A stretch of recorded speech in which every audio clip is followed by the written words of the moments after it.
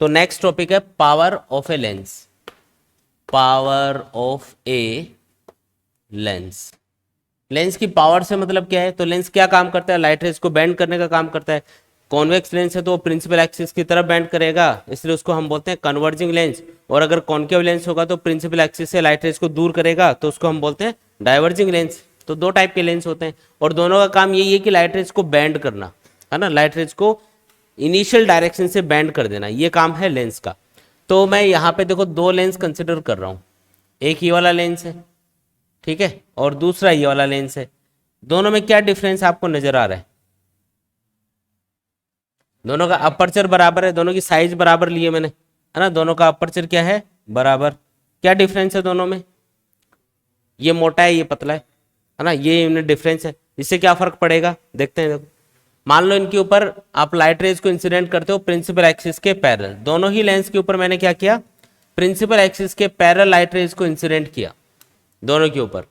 मैंने देखा कि जो मोटा लेंस होता है ना, वो लाइट रे को ज्यादा बेंड कर रहा है टुवर्ड्स द प्रिंसिपल एक्सिस। मतलब ये वाला जो लेंस होगा ये लाइट रे को ज्यादा बेंड कर देता है इस तरीके से। एक चीज आपको पता ही है कि अगर कोई भी लाइट रे प्रिंसिपल एक्सिस के पैरेलल लेंस के ऊपर इंसिडेंट होती है तो वो आफ्टर रिफ्रैक्शन फोकस से पास होती है। मतलब ये पॉइंट क्या होगा? इसका फोकस होगा। इस वाले लेंस को देखा तो मैंने देखा कि ये इसको कम बेंड कर पा रहा है क्योंकि ये पतला लेंस है, इसकी थिकनेस ज्यादा नहीं है, तो इसने कम बेंड किया, ये यहाँ पे जाके यहाँ से पास हो गई, है ना, ये इसका फोकस हो गया। मतलब बी ये वाली लाइट रे प्रिंसिपल एक्सिस के पैरेलल आ रही है, रिफ्रैक्शन के बाद में कहाँ से पास होगी? फोकस से, तो ये पॉइंट फोकस होना चाहिए। दोनों में से कौन सी वाली लाइट रे ज्यादा बेंड हो रही है? तो पहले वाली लाइट रे किसी θ1 एंगल से बेंड हुई है, ये वाला एंगल θ1 मान लो, और दूसरी वाली जो लाइट रे है उसको ध्यान से देखो, ये किसी θ2 एंगल से बेंड हो रही है। ज्यादा कौन सी बेंड हो रही है? सेकंड वाली लाइट, पहले वाली लाइट रे। पहले वाली जो लाइट रे है वो ज्यादा बेंड हो रही है, रीजन क्योंकि लेंस आपने मोटा यूज किया है ना। तो कौन से लेंस की लाइट रे को बेंड करने की पावर ज्यादा है? मोटे लेंस की। सेम साइज है, लेकिन ये ध्यान रखना साइज सेम होना चाहिए। तो बीच में से जो ज्यादा मोटा लेंस होता है ना, वो ज्यादा लाइट रे को बेंड कर पाता है, तो इसकी पावर ज्यादा है, इसकी पावर कम है। कौन सी पावर? लाइट रेज को बेंड करने की पावर। ठीक है, हमने देखा कि जो पहला लेंस है उसकी फोकल लेंथ है f1 और जो दूसरा लेंस है इसकी फोकल लेंथ है f2। जिस लेंस की पावर ज्यादा है उसकी फोकल लेंथ कम आ रही है, और जिस लेंस की पावर कम है, वो जो कम बेंड कर पा रहा है लाइट रे को, उसकी फोकल लेंथ क्या आती है? ज्यादा आती है। इसका मतलब power of the lens is inversely proportional to focal length.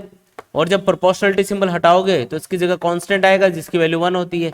इसलिए हम सीधा लिख सकते हैं पावर इक्वल्स टू 1/f। यानी कि अगर आपको फोकल लेंथ पता है किसी भी लेंस की तो उसका उल्टा कर दो, ठीक है, वो उसकी पावर का फॉर्मूला बन जाएगा, power of the lens equals to 1/f। लेकिन ये चीज ध्यान रखनी है कि जब आप पावर कैलकुलेट करो किसी भी लेंस की तो आपको फोकल लेंथ मीटर में पुट करनी होती है। किस में पुट करोगे? In metre. मीटर में आपको वैल्यूज पुट करनी है।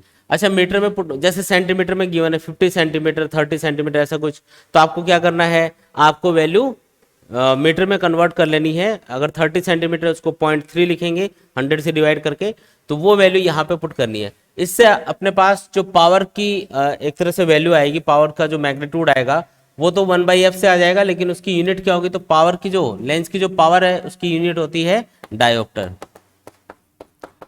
क्या होती है पावर? पावर की यूनिट डायोप्टर। कैपिटल डी से इसको रिप्रेजेंट करते हैं। देखो जितने भी लेंस होते हैं ना, लेंस की पावर को हमेशा डायोप्टर में ही मेजर किया जाता है। जैसे अपने चश्मे का जो लेंस होता है ना, उसका कुछ नंबर होता है, किसी का 0.5 होता है, किसी का 1 होता है, तो वो जो 1 या 0.5 आप बता रहे हो ना, वो डायोप्टर ही होता है। ये आगे हम यूनिट लगाते नहीं है, लेकिन नॉर्मली वो क्या चीज है? वो डायोप्टर में ही बताई जाती है। तो किसी भी लेंस की जो पावर है वो हमेशा किस में कैलकुलेट की जाती है? डायोप्टर में कैलकुलेट की जाती है। ठीक है, सिंपल फॉर्मूला एकदम। अच्छा, अगर कॉन्वेक्स लेंस होगा तो फोकल लेंथ आप पॉजिटिव सिंबल के साथ में पुट करोगे तो पावर क्या आएगी? पॉजिटिव। और अगर कॉन्केव लेंस होगा तो भाई कॉन्केव लेंस के लिए फोकल लेंथ क्या होती है? नेगेटिव होती है, तो नेगेटिव वैल्यू पुट करोगे तो आंसर क्या आएगा? नेगेटिव। इसका मतलब अगर किसी भी लेंस की पावर पॉजिटिव है तो इसका मतलब वो कॉन्वेक्स लेंस है। या उल्टा बोल सकते हो कि कॉन्वेक्स लेंस की पावर क्या होती है? हमेशा पॉजिटिव हो सकती है, पॉजिटिव होती है। और अगर कॉन्केव लेंस होगा तो उसकी पावर हमेशा नेगेटिव होगी। या अगर पावर नेगेटिव आ रही है तो इसका मतलब ये है कि वो लेंस कौन सा है? कॉन्केव लेंस है। ठीक है, ये चीज याद रखनी है, इंपॉर्टेंट है। ये आगे आपको कॉम्बिनेशन ऑफ लेंस वाले टॉपिक में आपको समझ में आएगा कि जब आप दो या दो से ज़्यादा लेंसेज को कंबाइन करते हो, जिसमें कुछ लेंस कॉन्वेक्स हो सकते हैं, कुछ लेंस कॉन्केव हो सकते हैं, तो सबको कंबाइन करने के बाद में अगर इफेक्टिव फोकल लेंथ या इफेक्टिव पावर अगर पॉजिटिव आ रही है, इसका मतलब वो कॉम्बिनेशन एक कॉन्वेक्स लेंस की तरह बिहेव करेगा।